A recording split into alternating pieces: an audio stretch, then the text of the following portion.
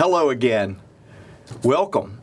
I would say good morning, but that wouldn't work for some of you. I would say good afternoon, but that would only work for a few. And I'm not going to say good night because our friends in Vietnam, Singapore, and Asia, you're up, you're ready to learn from John Maxwell. Now, I say hello again because, as many of you know, in fact, over 250,000 of you know, this is day 2 of John Maxwell's Leading Through Crisis Leadership Summit. We believe that John Maxwell has been positioned for such a time as this to bring salt and to bring light into the world. By salt, what we mean is we believe our message is to make the world a little bit better. By light, we believe that we should shed a ray of hope, a ray of belief, that even though we're in crisis time today, that we have a responsibility as leaders to bring hope and to bring encouragement. Now, I'm taking just a couple of extra minutes today in my preliminary talk, not because John's not ready, he's wishing I would get off the set, but really because yesterday we had so many of you, again, 250,000 of you, flood Facebook, flood johnmaxwell.com live stream, so much so that we had some buffering issues. Now, if you're having buffering issues now, if you have it when John starts, back your player up about 1 minute, and that will help you with the buffering. We want you to get all of what John Maxwell has to say. Today, I'm really excited because not only are we having a 3-day leadership event, yesterday John talked about leading through crisis. Today, he'll be talking about turning adversity into advantage, part 1, and tomorrow will be turning adversity into advantage, part 2. Not only are we doing those 3 things, but on Wednesday at 12 o'clock, same time, same place, John will be hosting a live Q&A format.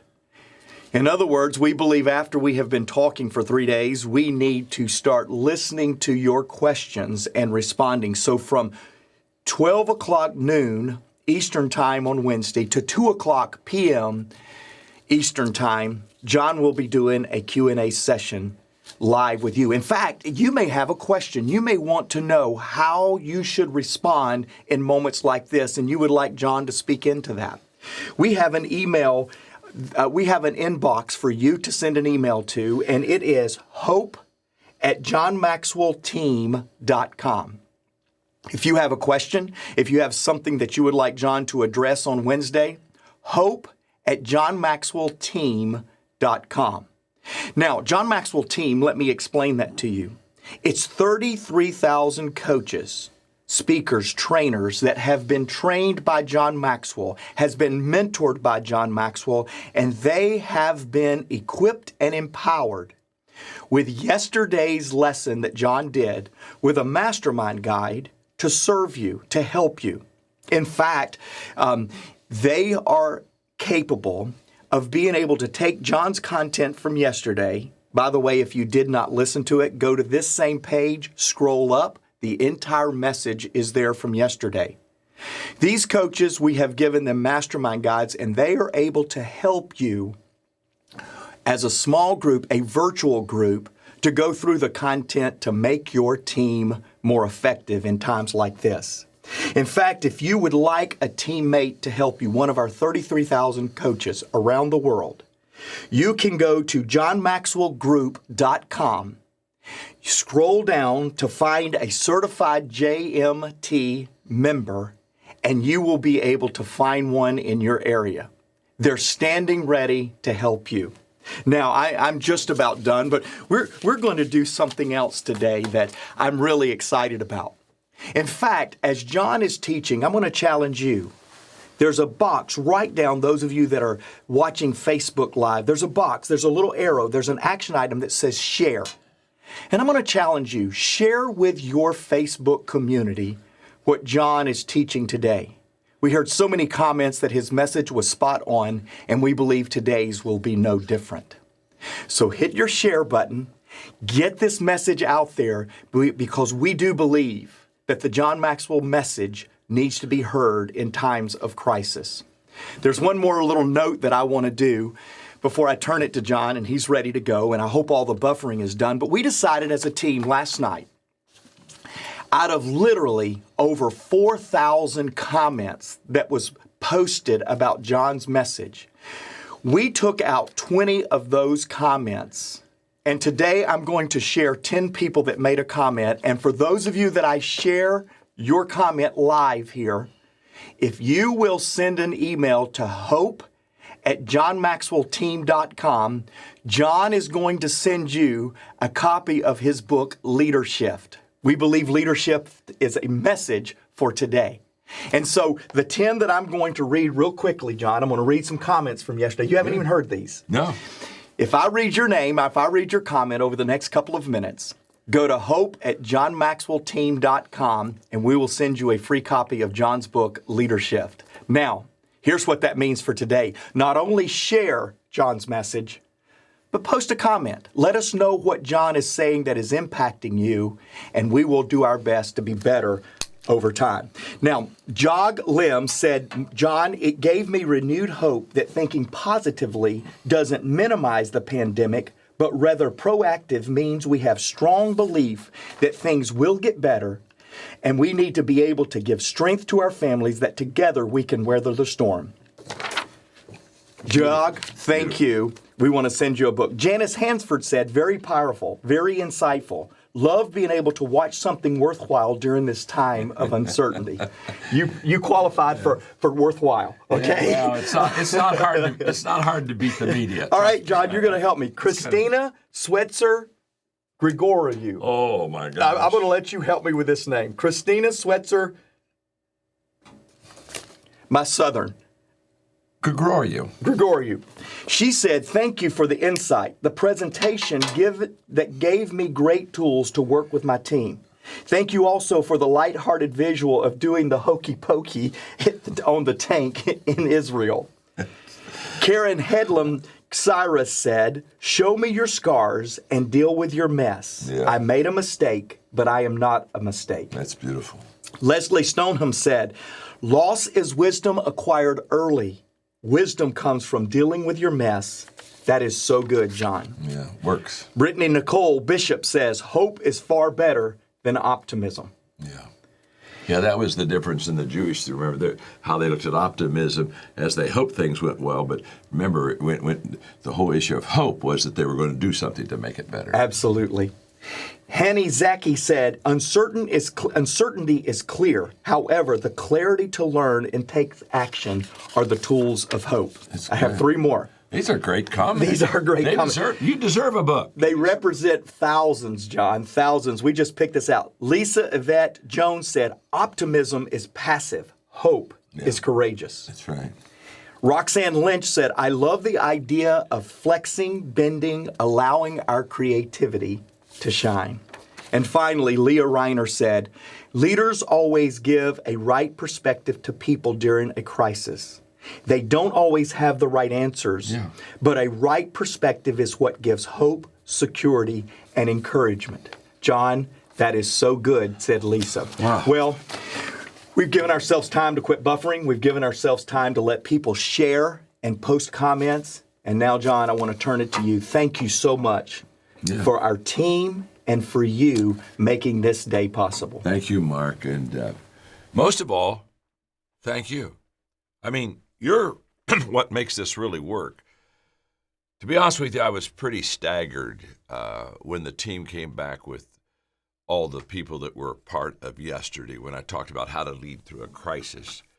I mean, I knew we were going to have a good number, but when they told me that, over 250,000 plus so many of, Mark, didn't you say to me, those 250,000, many of those people said they were going to, what's the technical term? They're going to pass it on to others? They're going to share. They're going to share it with their page. So in other words, they put it on, share on their page, okay? That's correct. You can see I'm the technical wizard around here. So what that means is it's going to go to multiplied many, many more. And, well, that's very exciting to me. In fact, I've given a lot of time of thought from yesterday on leading through a crisis to today. And pretty much, let me just frame what my thinking is. I felt yesterday was a success. And I mean it not because I was the teacher. I think it was a success because you were there and you're hungry to learn. And we're all in the same boat. It's like the stupid story of the two guys that were on one side of the boat and there was some on the other end, and there was a hole on the other end of their boat. And the one guy says to his buddy, "Aren't you glad it's not? You're glad it's not on our side, aren't you?" Well, the boat's going to sink, folks. And so what you have to understand is during a crisis, we're all in it. We're all in the same boat. But as I framed my thinking yesterday and saw your incredible response. By the way, Mark, if you'll remind me, those 10 books that we're going to send to people that sent comments in, I'm going to autograph those. Awesome. Okay, how about that? Is that good? Great. So I'll autograph them to you. And again, get engaged with us. Stay in the game with me today. Make comments to us. And tomorrow I think I'll have Mark read, maybe 10 more. So jump in but I want to autograph it to you. Just another way of saying thank you. But back to framing my thinking from yesterday to today. My main thought has been, okay, we're helping a lot of people. That's a very good thing. Now, the question is, how can we do a better job helping a lot more people? Because I just stop here and call a timeout. Leaders, what they do is when they begin to sense they're having some momentum, they don't coast on the momentum. They ask themselves very simply, how do I build that momentum? And so from yesterday to today, I've been asking myself, okay, if we are adding value to you, if we're helping you, and 250,000+ people say we're helping them, so thank you, thank you, thank you, and I hope that you're bringing more of your people, your team, your friends, your family online with us. But if that's the truth, then the question is, how can I do a better job?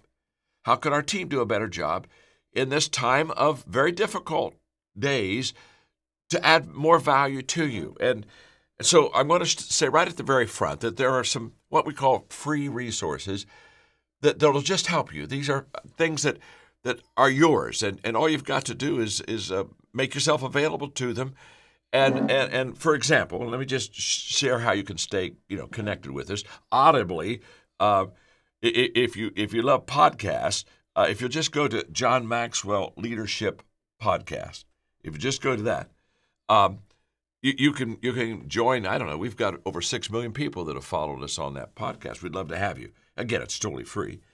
And for videos, we do our Minute with Maxwell. Now, yesterday I shared with you that because of the crisis, I have done 30 what I call statements of strength. Statements that usually on Minute with Maxwell, I take one word and I take a minute and kind of define it through the grid of leadership. But I took statements of other people, great men and women who have gone through adversity. And for the next 30 days on Minute with Maxwell, you can get it. You can just go to Minute with Maxwell, and you can get those statements of strength. Now, here's how I'm going back to the frame of my thinking from yesterday to today. I thought to myself, I did 30 statements of strength, and I thought, I think I want to do 30 more. It's just I want to stay with you a little longer. I want to just, I don't know, be your friend, be your walking companion through this adversity, be your, advisor maybe, I don't know. Just, my name's John, I'm your friend. I just want to walk alongside of you. And so I'm saying, how can I give you more? How can I put more into your life that will feed your life and allow you to feed your faith and basically starve your fears? That's what I'm really trying to do. Because as Mark read one of those comments, one of the people said the fact that, this doesn't lessen the crisis. I'm not trying to any way to make the crisis less than what it is. To be honest with you, I don't know what it is yet. And to be honest with you, no one else does either. We're still on this incredible learning curve about this crisis, and we don't know how long it's going to take. We don't know how bad it's going to get. So there are no easy answers. But if I can't give you definitive answers on the extent of a crisis, at least what I can do is be your friend and walk alongside of you during the crisis and feed you some faith thoughts and things that will help you to be a better person. So we got the podcast. It's free. It comes to you every week. You can have it, obviously the videos. And then if you're in the blogs, for you that are readers, if you just go to johnmaxwell.com, I have a continual blog in there for you that, again, will just help to lift your site. So anyway, We're in this together. And I just want you to know, I'm just going to do my part, do my best. And, I'm human. My best sometimes isn't good enough, but I'm going to give it a shot. I'm going to give you my best shot. So yesterday I talked about how do you lead through a crisis, and the leaders just absolutely love that. In fact, Mark, you were telling me that our coaches, that there's going to be kind of an online program from our coaches to people that want to. I'm sorry. Then I'll let you sit down.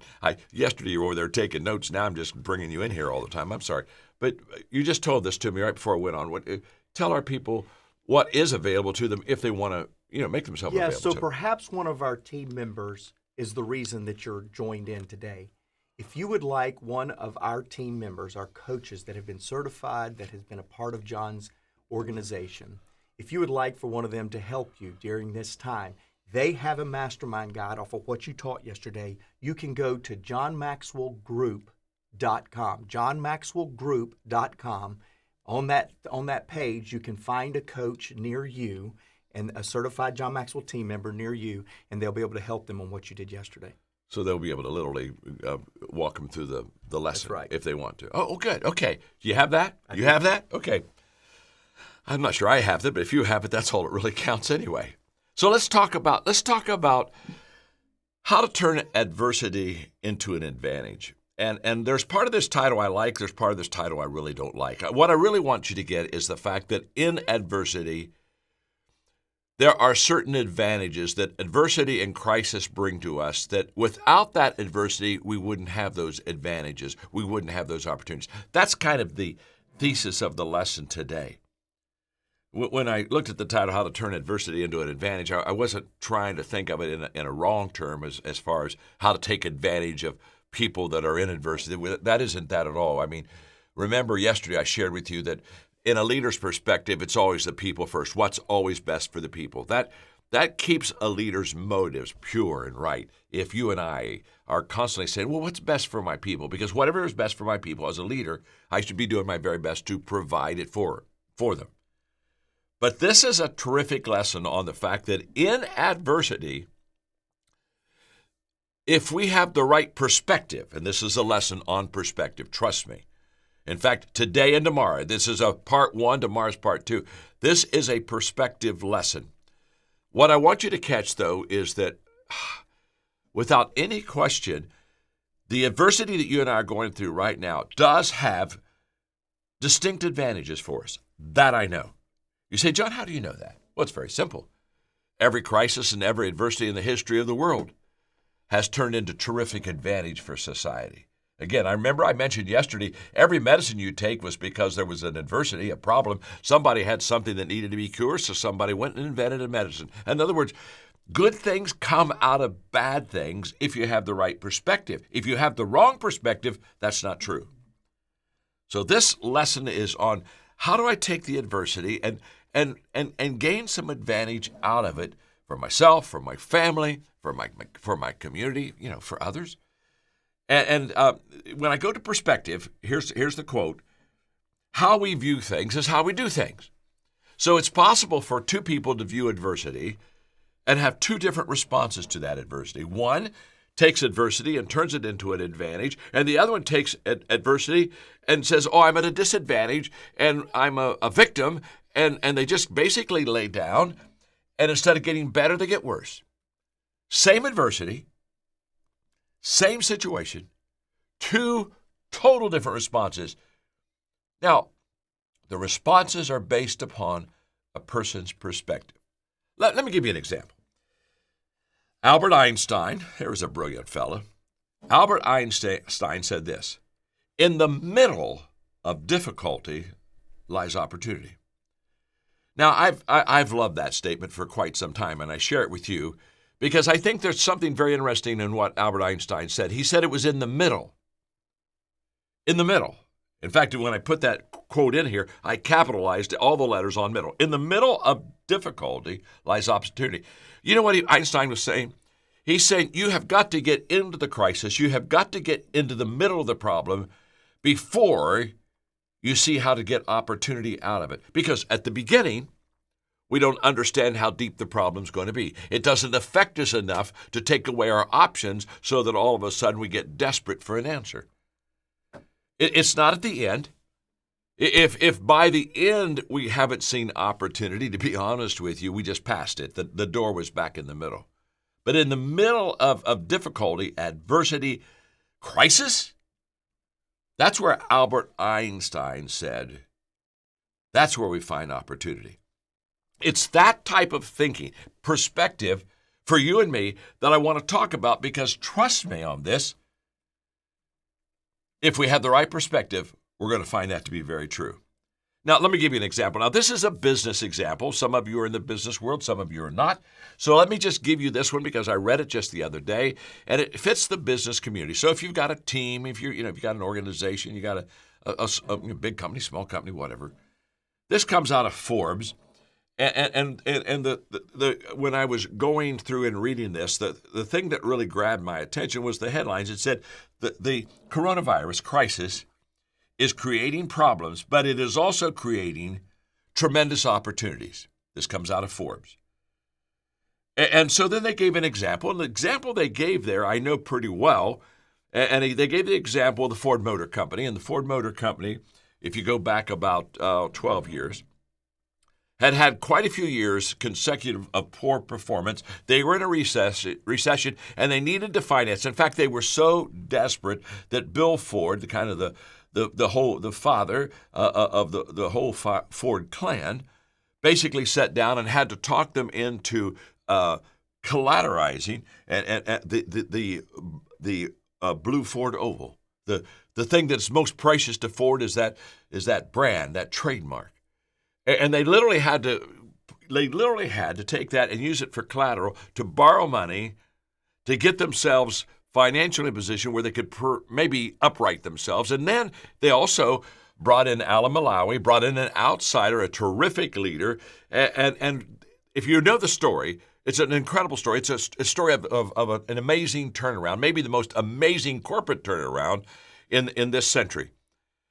But what I want you to see is it was only in the adversity, the heavy crisis. I mean, what would make the Ford family say, okay, we're going to use this incredible trademark as collateral to borrow money? I mean, that's the last thing in the world they wanted to give up. But can I tell you something? A crisis will make you do things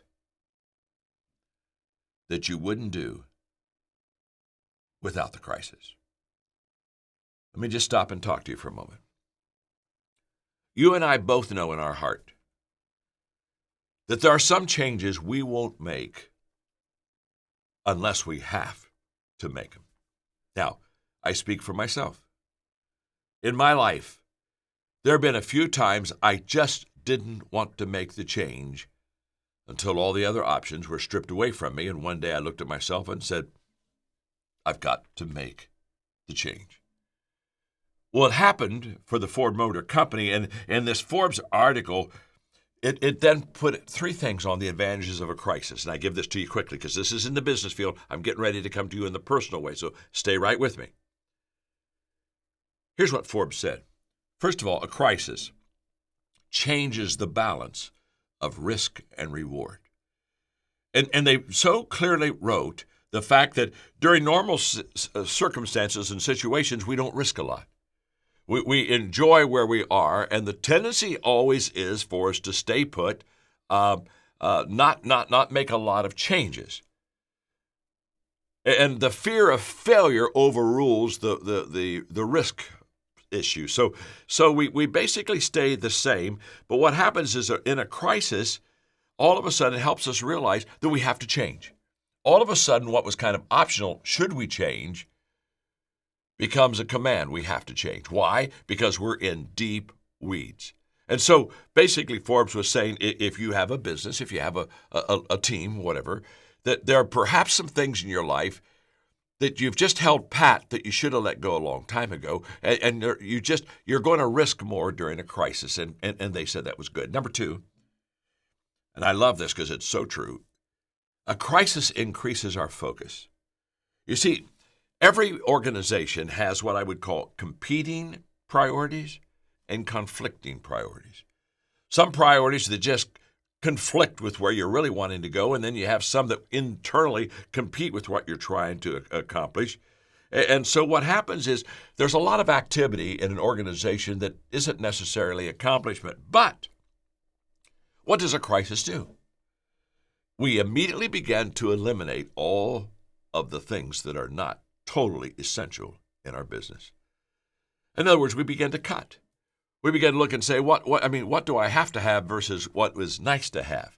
And that's happening right now. I mean, it's happening everywhere over America. People are looking and they're reevaluating. And what they're doing is that this crisis is causing me. I mean, I could give you a lot of personal examples in my life that I'm just saying, okay, I now have to focus on not what is wonderful, what is nice, what I would like to be included in. I have to focus on one thing. What's essential? Everything else falls aside. There's a terrific benefit in business when you begin to get rid of conflicting or competing priorities. Major difference. And say, okay, we've just got to stay with the main thing. We got to make the main thing, like Covey says, the main thing. So, as Forbes was pointing out so good, it basically, a crisis gets us to take more risk. Crisis increases our focus. And number 3, what it does is it identifies leaders. Because what do leaders do during a crisis? They stand up and they stand out. You see, you can't manage your way out of a crisis. You have to lead your way. If you could manage your way, there would be small incremental changes that you can control and feel comfortable with that you would begin to allow in your life that would get you out of the issue. And that isn't going to get you out of a crisis. All of a sudden, you've got to have somebody stand up and say, wait, I'm going to lead my way out. I'm going to get creative in my thinking. I'm going to get bold in my decision making. Wow. Now, here's what I want you to see in business or in your personal life. Einstein was right. It's in the middle of the difficulty where the opportunity begins to show itself.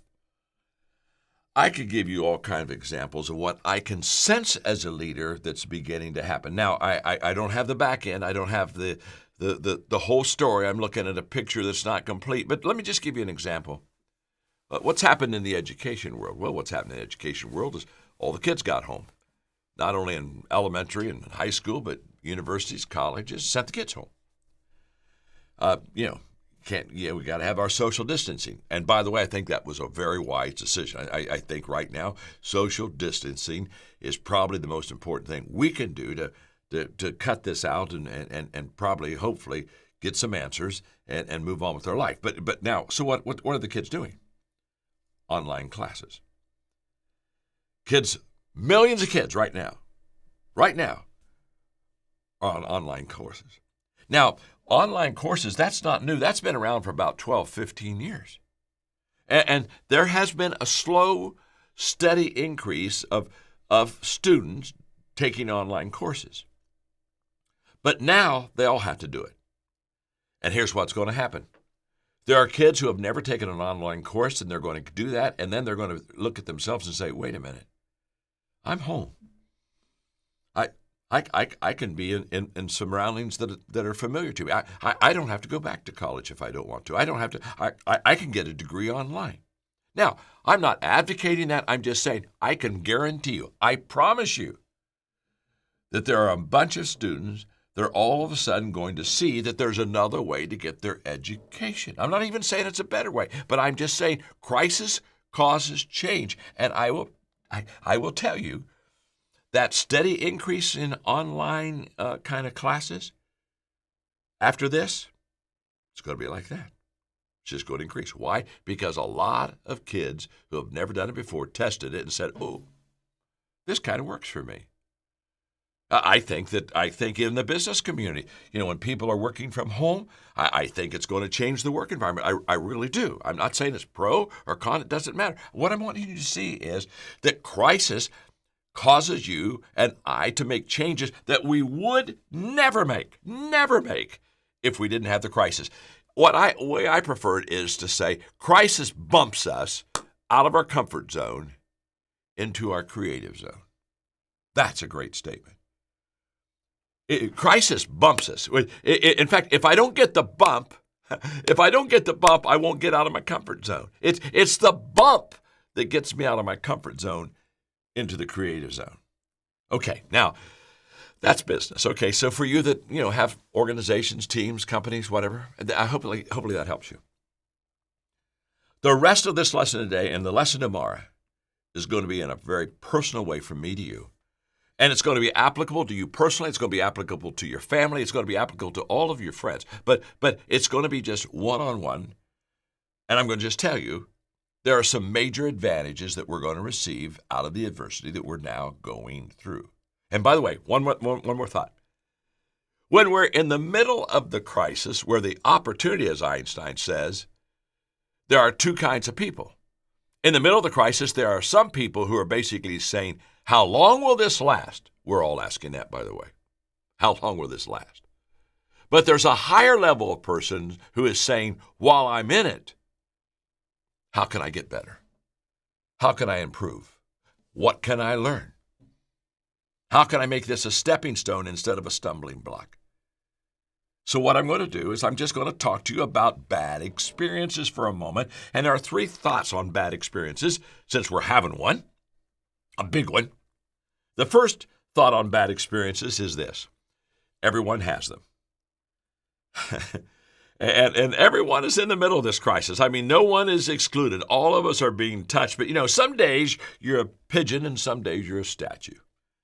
Some days you get the privilege of dumping on someone. Some days you're the one that gets dumped on. Well, a crisis is where, let me define a crisis. A crisis is where we're all a statue, okay? We're all getting dumped on. I can think back to 2008 when the economic recession really hit us. And as a speaker, I said, wow, I've got to help people. Again, that's what a leader does. The moment there's a problem, first thought of a leader, got to help people. And so I thought, okay, how can I help people? And I remember sitting down in my office at home, and while speaking engagements and everything was canceling and everything was kind of going south, and I developed a teaching, a lecture, and it became a huge popular lecture for the next 3 to 4 years, and that is how to do good things when things are all so bad. How do you do good things? And it got out that I was going to have a teaching that how do you do good things when things are so bad? And for the next 3 years, companies, groups of people that wanted me to come and speak, they'd say, John, do that speech on how to do good things when things turn out bad. And it was just a pure teaching on, okay, it's bad, but while it's bad, we don't have to stay bad. This is the point. While it's bad, we can say, what good thing can I do? What good thing can I learn? Wow. That's perspective. That's the difference. And for 3 years, I literally went around the world, not only around the country, around the world, talking about how to do good things when things are so bad. Why? Because it gave a message of positive application and hope. You see, what we do with bad experiences defines who we become. What we do with bad experiences defines who we become. The second thought that I want to give you about bad experiences, not only everyone has them, okay, so we're all in the same boat, okay, and there's a hole in the boat, and it's going to affect all of us. Number 2, no one likes bad experiences. I have never met a person who comes to me and says, you know what, John, I think I'm the most happy and fulfilled during a crisis. I just, you know what, John, I love problems. I love questions I can't answer and issues I can't solve. Nobody likes this. Nobody. I don't, you don't, we don't like it. I think we're kind of like Lucy, who just basically said one time, I don't want ups and downs, I just want ups. Okay, let's take a vote. You may be all by yourself, you may be with family members, or maybe just a couple people since we're social distancing, but every one of you do what I'm going to do. Let's all do a vote. How many of us, we want to join Lucy's club? We just want ups and ups. But in fact, I really want ups and ups, and I know you really want ups and ups. And in a real world, we don't get ups and ups. Now, fortunately, we don't get just downs and downs. But in the real world, we get ups and downs, and we've got to be like my friend in college who told me one time. He said, John, I'm never down. I said, what do you mean you're never down? He said, I'm either up or I'm getting up. Well, in a crisis, what we're doing is getting up because we've been knocked down. You see, the issue is not have we been knocked down. The issue is do we stay down?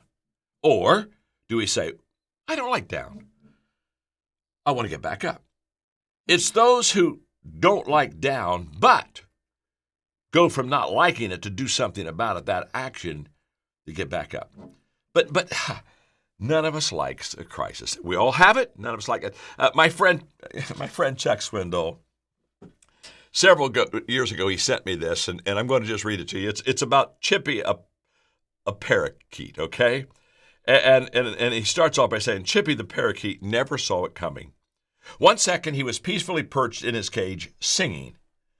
And the next moment, he was sucked in, washed up, and blown over. His problem began when his owner decided to clean his cage with a vacuum. She stuck the nozzle in to suck up the seeds and feathers in the bottom of the cage. Then the phone rang. Instinctively, she turned to pick it up. She had barely said hello when Chippy got sucked in. She gasped. She let the phone drop. She turned off the vacuum, and with her heart in her mouth, she unzipped the bag, and there was Chippy, alive but stunned, covered with heavy black dust. She grabbed him. She rushed him to the bathtub, turned on the faucet full blast, and held Chippy under the torrent of ice-cold water, power washing him clean. So she did what any compassionate person, an owner, would do. She snatched up the hairdryer and blasted the wet, shivering little bird with hot air. And this story closes by just this beautiful phrase. Chippy doesn't sing much anymore. Of course, Chippy doesn't sing much anymore.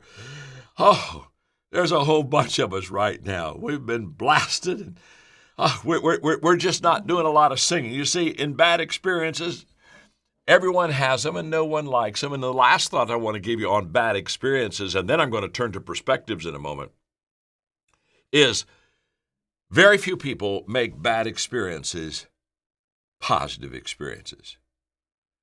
Very few. But I am talking to the few. Our time together is for me to rally the few. I don't have any illusion that I'm going to rally the masses. But right now, I'm just trying to rally you. Because if I can rally you and get you seen with the right perspective how you can get better through this crisis, guess what you can do? You can then do the same for your family. What a gift for your family if all of a sudden you become the person that shows them the light at the end of the tunnel. Wow. That's why Warren Lester said, success in life comes from not holding a good hand, but in playing a poor hand well. Wow. That's beautiful. You see, everything's changed for me. I shared with you yesterday on leading through a crisis that, I literally had dozens of speaking engagements that have been canceled, and the one that I wanted to help everybody, but one really, really, really hurt. Wow, I'd had the opportunity late April to go to the Vatican, and I had an invitation by Pope Francis to do 3 days of teaching with him on what I called a master class with the Pope on leadership. I look so much forward to time with him and time helping lift that load. And well, of course, it's all gone. It's all gone. It's all gone. So, again, so when I had somebody call me and say, what are you doing right now? What I'm doing is I'm making lemonade. And that's what I want you to do. I want you to make lemonade. We've all been handed a lemon. Now, some people are going to mount that lemon. They're going to take pictures of that lemon. They're going to talk about how tough life is with the lemon. And then there are some people that are just going to take that lemon and cut that baby open and make them some lemonade. In fact, say to yourself, again, you may be by yourself. If you're not by yourself, say to someone beside you, say to someone right now, I'm making lemonade. So when people ask you, what are you doing in the crisis? Well, I'm making lemonade. See, Napoleon Hill, All right, I'm about to dig in with you. Hang on. Fasten your seatbelts. Napoleon Hill said, every adversity, every failure, every heartache carries with it the seed of an equal or greater benefit. That is a powerful statement, but my folks, listen to me carefully. It's only a true statement if your perspective is right. Don't miss this. I'm going to read the statement again, and then you determine if it's true in your life or if it's not true. Every adversity, every failure, every heartache comes with the seed of an equal or greater benefit. I will not get an equal or greater benefit from adversity unless I have a perspective that believes that truth. If I believe nothing good can come out of something that is bad, then I will never, ever take advantage of that asset. Well, I wrote my first book, Think on These Things. The reason I chose that title is because of a scripture verse. Now, you know I'm a person of faith. If you're not a person of faith, this is just good stuff. Just act like it's not scripture and we'll be okay, all right? Because it applies to your life anyway, whether you're a person of faith or not. But the Apostle Paul said something that really was the catalyst for me giving the title of my first book I ever wrote, Think on These Things. Here's what he said. Summing it all up, friends, I'll say that you'll be best if you fill your minds and meditate on things that are true, noble, reputable, authentic, compelling, gracious. In other words, he said, you're really going to be at your best if you meditate on good stuff. And then he begins to contrast good stuff with bad stuff. He said, the best, think on those things, not the worst. The beautiful, not the ugly. Things to praise, not things to curse. Now, the Apostle Paul says we have a choice. And in a crisis, I could either think about all the things to curse, and there's a whole bunch of cursing going on and a lot of things to curse, or I can look at that and I can say, no, there's some praise in here. There's something I can be thankful for. Now, Paul, why is he asking us to focus on these things? Why is he doing this? Because he knows that a positive perspective in every situation upgrades that situation. Paul is not saying deny reality. In that verse, what did he say? He said there's some wrong things, bad things, things that you could curse. He's not denying that they're there. They're right in front of you. He's not acting as if they're not possible. They are possible. They're reality. But he's saying what we get to choose is what we think on. Wow. I love that. So, I'm going to give you a challenge. In fact, this morning, remember I said I've been thinking quite a bit from yesterday? This morning, I put this in my notes. I'm going to challenge you. This is one of the most important parts of my teaching today. I'm going to challenge you to be one of the few that take a bad experience and turn it into a better experience. Now, how are we going to do that? So write down that challenge. Okay, John challenges me to take a bad experience and turn it into a better experience. Okay, you got that? Now I'm going to get real practical with you here for the next 3 minutes. How do I do that? How do you do that? How do we take something bad and make it better? We have to be intentional. What I'm going to give you can't be accidental. It has to be intentional. I have to be intentional in 6 things right now. I have to be intentional, first of all, in my personal time. I have a more personal time than I've ever had before because I've had a whole bunch of stuff canceled in my life. So what am I going to do in the time that I have? And I hope the answer is not watch TV. I don't mean this unkindly. TV's fine. But I hope we're going to upgrade ourselves just a little bit. For example, for me, on my desk, if you went into my home right now, on my desk on the left side, right here on my desk are 6 books. 6 books that I have purposely, intentionally picked out and said, okay, in this downtime, I'm going to read these books. Now, I haven't been able to get to them until now, but I can, and so I'm going to read those books. I'm also going to make it a time of exercise. I'm going to make it a time of trying to get a little bit better and healthy and eat a little bit better in that whole process. Okay, well, that's personal. But what the question is what are you going to do with your personal time? You've got to be intentional. I challenge you to be intentional in your personal time to do something that'll make you better. Number 2, your family time. What are you going to do in your family time? I mean, you're having more family time than ever before.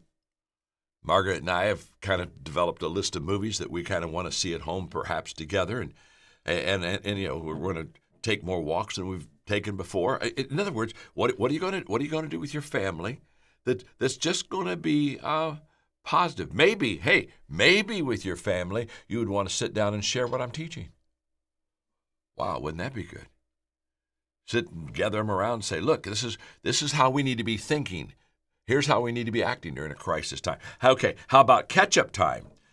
How about your ketchup time? That's the third area. And when I'm not talking about ketchup that you put on with fries. I'm talking about CATH. You know, I can catch up on some things that I would have never gotten to. And you know, things like, mundane things like commitment I've made is to clean my closet out.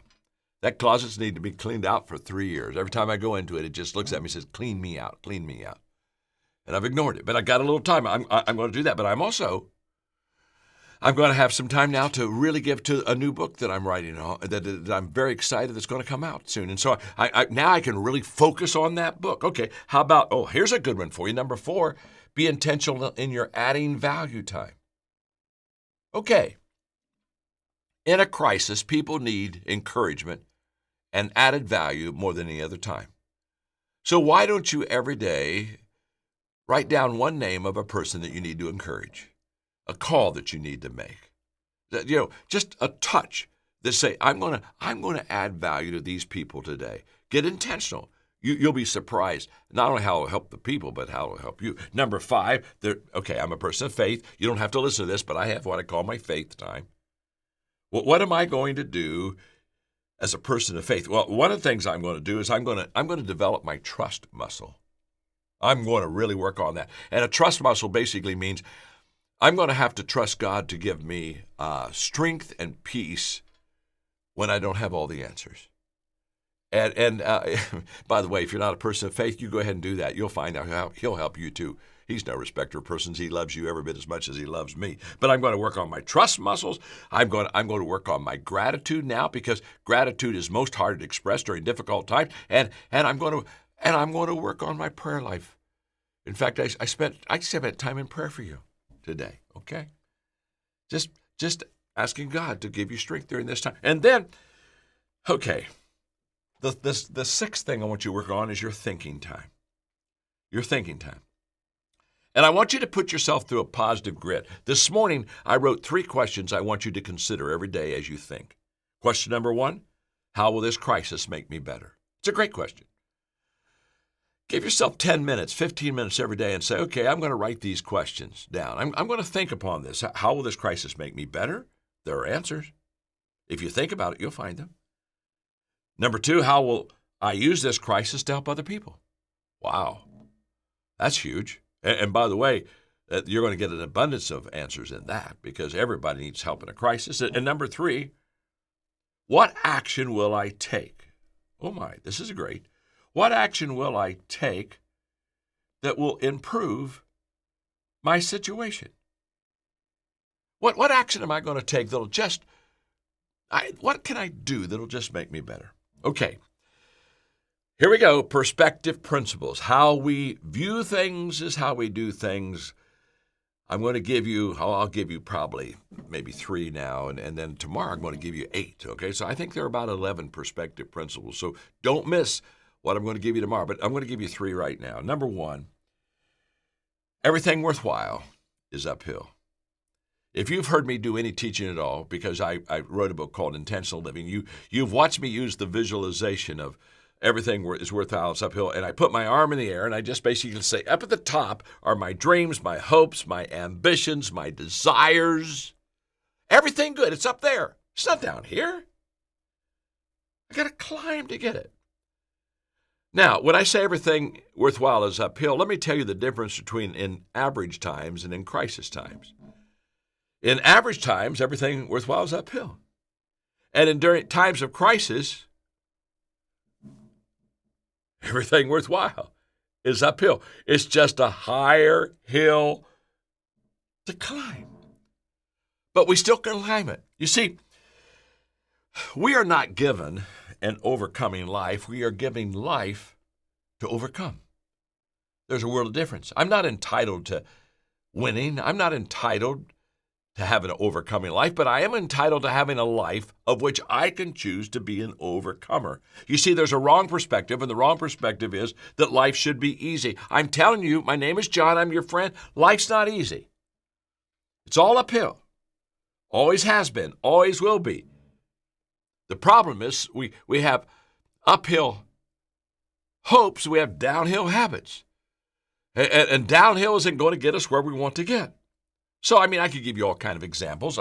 People hear me speak. I'm talking to you now. And people say, John, you're a terrific communicator. Well, I wasn't always a terrific communicator. This wasn't easy. First of all, let me give you perspective. I've spoken 12,000 times.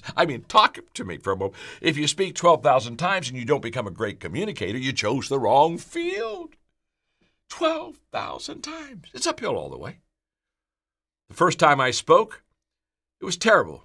Spoke for 55 minutes. I bored everybody. In fact, I went back the next year and apologized to the people that I had bored, and then I realized none of those people would ever come back to hear me the second time because I was so bad the first time. I wasn't any good. I wish you could have seen me then. If you could have seen me when I started, every one of you would be greatly encouraged. What am I saying? I'm saying very simply that it took a great amount of time, effort, energy, focus, concentration, commitment to become a great communicator. It's all uphill. Writing, it wasn't easy. Over 34 million books have been sold through my name and my writing. People say, wow, that's amazing, that's amazing. No, you got to understand, it was all uphill. My first book, Think on These Things, I talked about a little bit ago, 100 pages, 33 chapters. Do the math. That's 3 pages per chapter. It took me a year to write the book. I wasn't any good at it. The book's not any good. Don't buy the book. I had a lady the other day bought the book. She came up to me to sign it, and I was shocked. She said, I love the book. I said, you love the book? Why do you love that book? She said, I love the short chapters. She said, how did you ever think of writing short chapters? I said, lady, I wasn't any good. I ran out of gas after 3 pages. In fact, some of those chapters are 2 pages too long. It literally took me 5 books to learn how to write. Literally. And I took writing courses. I had writing mentoring. It took me 5 books before I said, oh, I can write. And it took me 11 books before I ever sold much. Now, it was a process. Now, I don't want you to miss this. Everything worthwhile is uphill. Nothing comes fast. Nothing comes easy. It's all uphill. It's okay.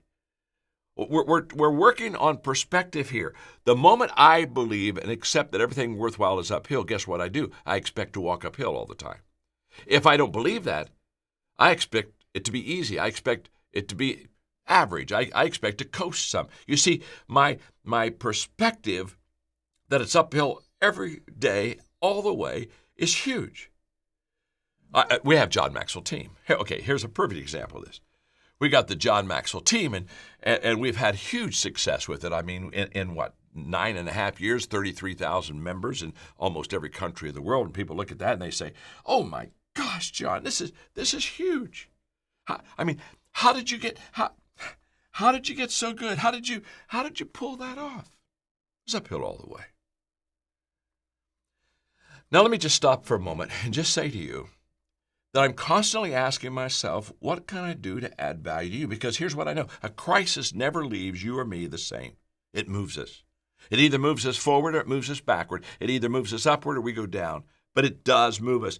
And we're saying, oh, I can hardly wait for things to get back to normal. I hear that all the time. Oh, my gosh, won't you be glad when this is all over? And wow, things will become normal. And oh, this will be so good. Can I tell you something? They're never going to return back to normal. Not the normal that you and I know. Trust me. There's never going to be that normal again. It's just like 9/11. After 9/11, we didn't go back to normal.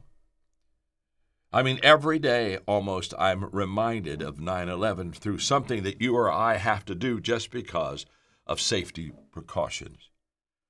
So Max Dupree, when he said the first responsibility of a leader is to define reality, the reality is very simple, and that is that normal is gone and there's going to be massive change. Well, if the first responsibility for me is to define reality to you, my second responsibility for you is to help you make positive changes.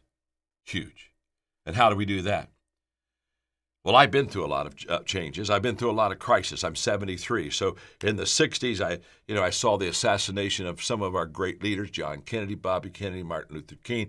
In the 70s, it was Vietnam and the incredible bitter taste that we had over political manipulation. In the 80s, we had AIDS, that for 2 years we were just trying to identify a virus, and we also had economic recession back then. In the 1990s, remember Enron and corporate undoing, and we were just kind of had lost our way ethically in that whole process. 9/11, of course, and then the 2008 recession.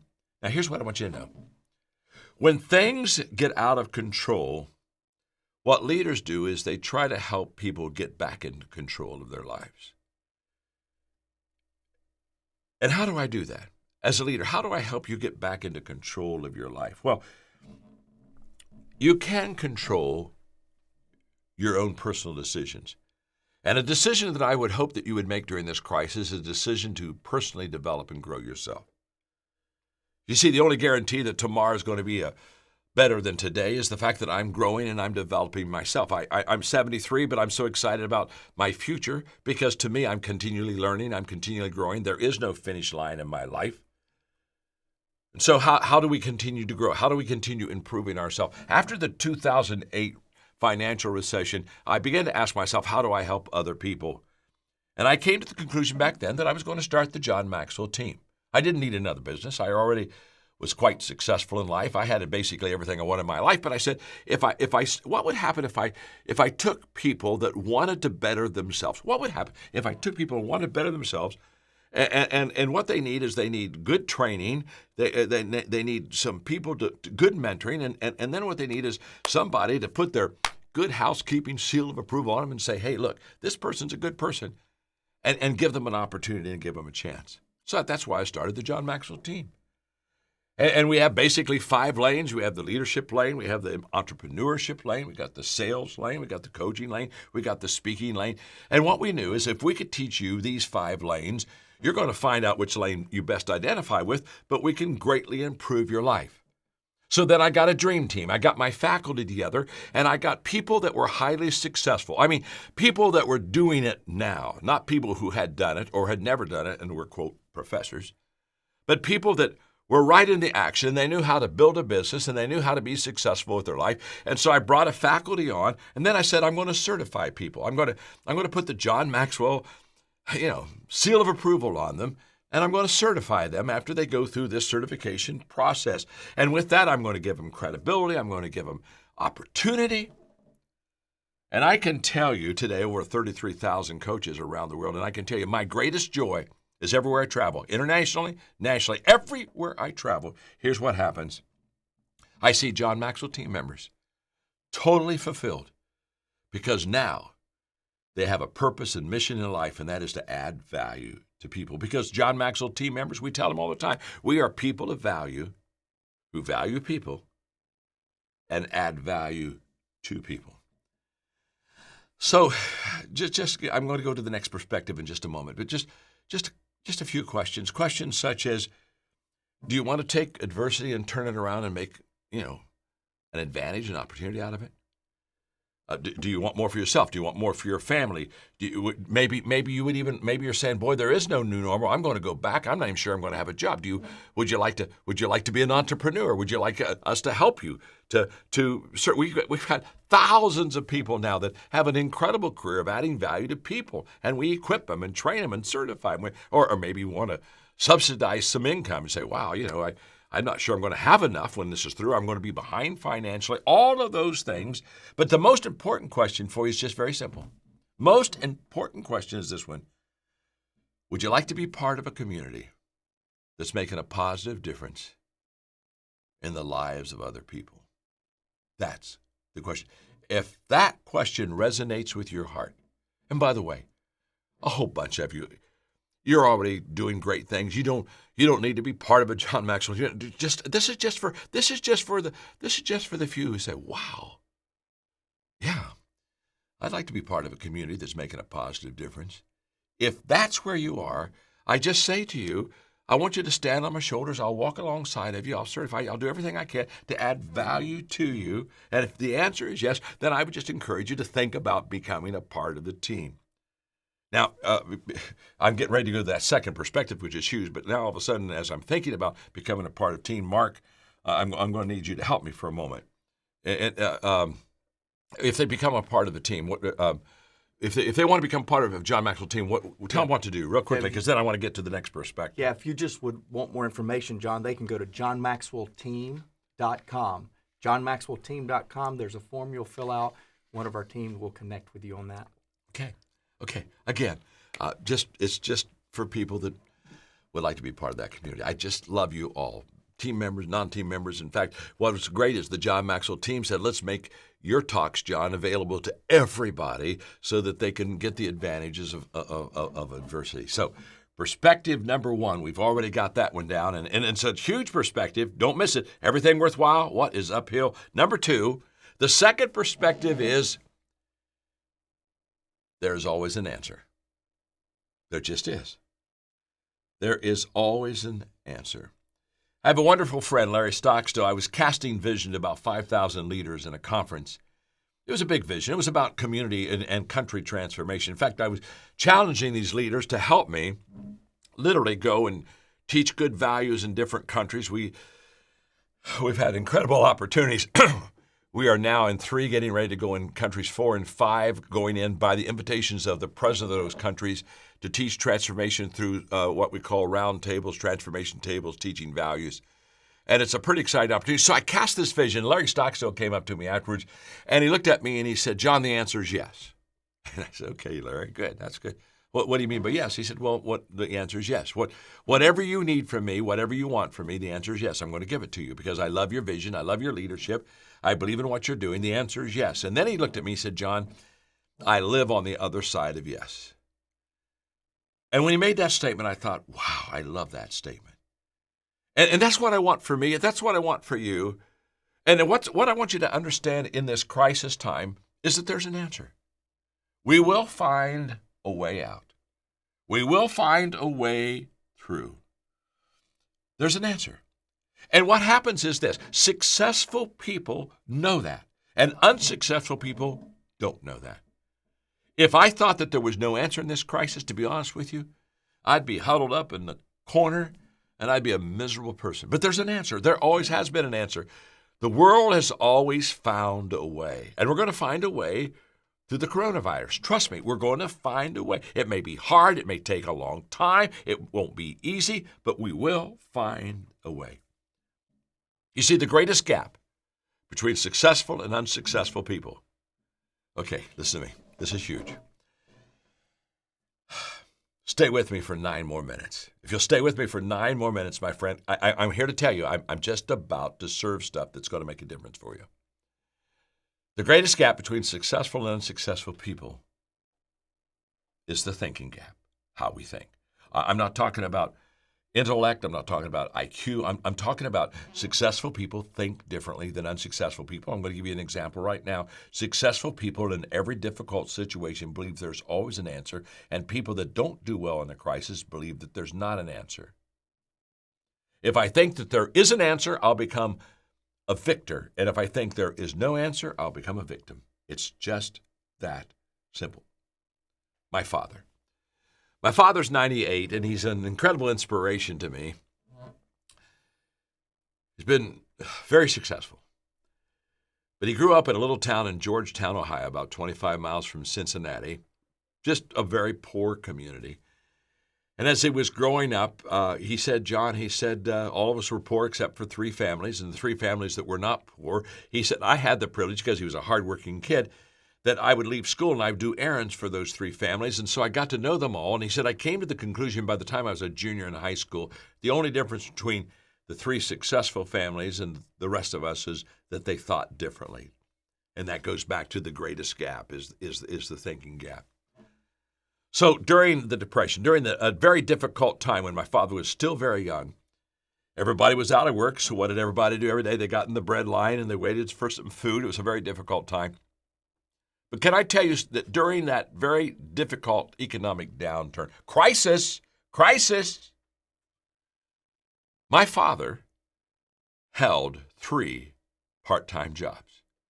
And while everyone else was waiting to get bread, my father was earning money to buy bread. You say, John, what happened? How did he do it? Well, it's very simple. He thought differently. You see, he would go down to the hardware store and say, look, I know that you can't afford to hire me. It's a very difficult financial time, but I love to work, and so could I work for free for you today? And just tell me some things you'd like to have done in the store. And the owner would say, well, you got to understand, son, I can't pay you. I don't want to be paid. I want to work for free for you today. And that's what he would do all day, work for free. At the end of the day, shake his hand, say, I hope I helped you. And of course, the owner said, my gosh, I just wish I could help pay you. No, it's okay. You don't have to pay me. I just wanted to work for you. He said, by the way, if any time there is a little bit of an opening for a job, he said, would you remember me? Well, of course the owner's going to remember him. He's become unforgettable. He worked for free for a whole day. Dad would go to another store the next day, another store the next day. For a whole month, he went to a different place of employment and just worked for free. And in about 6 weeks, he started getting calls. Hey, we've got could you work for 8 hours a week for us? Yeah, well, sure, I can work 8 hours, and we can pay you for 8 hours. Can't pay you full time. Oh, yeah, I could. Oh, yeah, you want... He had 3 part-time jobs. Everybody else is out of work. What was the difference? Same place, same crisis, but not the same thinking. My precious friend, there is always an answer. Don't let anyone take that away from you. I will not let anyone take that away from me. There's always an answer. The third and last perspective I want to give you today, because I think this is just absolutely huge in your life and in my life and everybody's life. Not only is there always an answer, but number 3, allow adversity to help you discover who you really are. Because adversity will move us. It'll move us. And sometimes we need to be moved to find our niche, okay? Now I'm going to give you a real corny, cute story. This is just as corny as can be, so just hang with me for a minute. But I'm talking about allowing adversity to help you to discover who you really are. It's the kid who was playing baseball just by himself in his backyard. His mom was looking out the window, and he's a typical kid throwing the ball up and then swinging the bat. And so when he saw his mom looking out, he looked at his mom and said, Mom, I am the greatest hitter in the world. He threw the ball up, and he missed the ball, and he said, strike 1. He wasn't discouraged, picked the ball back up, threw it up the second time. Strike 2. Mom's kind of looked at him, he swung twice, he hadn't got a hit yet, and he said, it's okay, Mom, I'm the greatest hitter in the world. I only need 1 strike. I'm the greatest hitter in the world. And this time he threw the ball up, swung as hard as he could, missed the whole ball, but he swung so hard he's now on the ground. His mom's kind of feeling a little bit bad for, quote, the greatest hitter in the world who just struck out. And she said, honey, I'm so sorry. He said, oh, no, don't be sorry, Mommy. It's okay. Listen, I've discovered something. I just struck out the greatest hitter in the world. I am the greatest pitcher in the world. I love that story. It's corny. But I give you that story because, my friend, some of us need to be moved. And when we get moved, we're going to get moved to the place where we really should be. 2 quick personal examples.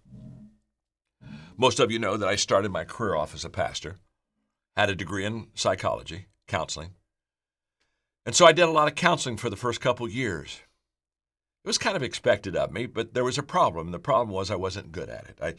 I don't have the patience. I don't have the mercy gifts. I lack all the qualities of a good counselor. And so people would come to counseling with me, but it was wearing me out and it was wearing them out. And I really wasn't that good. In fact, after about 2 years of doing something I wasn't really good at, I'll never forget, I just said, I'm not good at this. I came to the bottom, okay? I came to the bottom and said, I'm never going to be good at counseling. And so I remember doing my little small country congregation. I one Sunday announced, I'm not going to be doing any more counseling.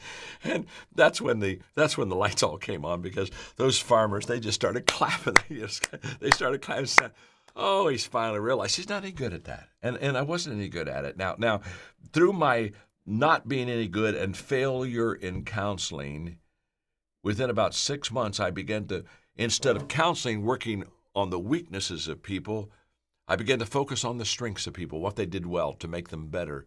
And immediately I found that I'm a terrible counselor, but I'm a fabulous equipper. If I wouldn't have been bad in counseling, I'd have never become an equipper. I had to get bad in something to move me to get good in something else. And for many of you, that's what this crisis is going to do. It's going to move you to higher ground. Last story. At 51, 22 years ago, I had a heart attack. And in that heart attack was literally at a Christmas Eve party with our companies.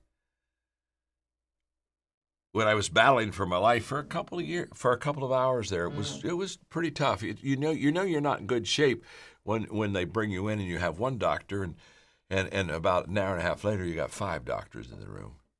And it wasn't going very well. I needed to have a heart cath. I was in the wrong hospital. It's a long story. I don't want to go into it. But here's what you got to catch. Here's what I don't want you to miss. Don't miss this. Okay? In this incredible crisis of my life and death crisis that I had, when I came out of it and I came through of it, it made me such a better man. You say, okay, John, what happened? What was that turn in your life? The turn was very simple. I felt that my life was spared because my calling was important. And all of a sudden, it raised the stature of that calling, and it raised the stature of what I was doing. The calling got bigger, and I determined to get better.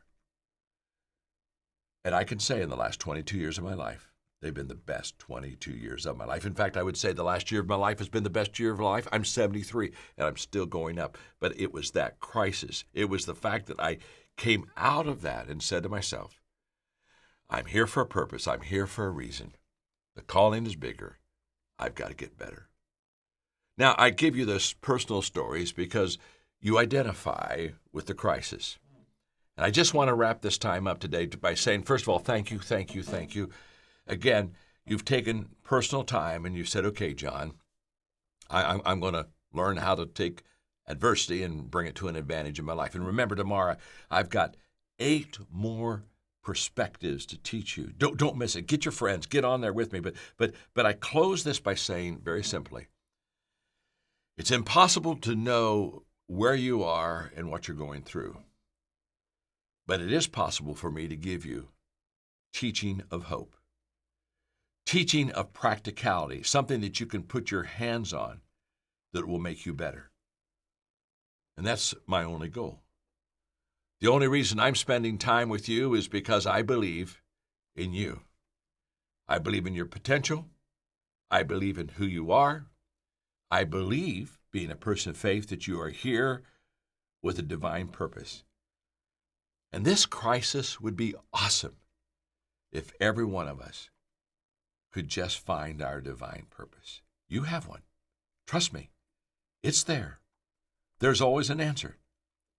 So I'm going to encourage you, even between now and tomorrow's lesson, I'm just going to encourage you to spend some time. Ask yourself, what's my purpose? Begin to look from the perspective that has a positivity to it and believe that there is going to be an answer for you. Now, tomorrow, I'm going to do part 2 of this lesson. I want you to be with me. Bring your friends to be with you. But in the meantime, between now and then, I'm praying for you.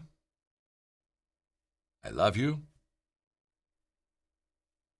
I believe in you. We're going to get through this crisis together.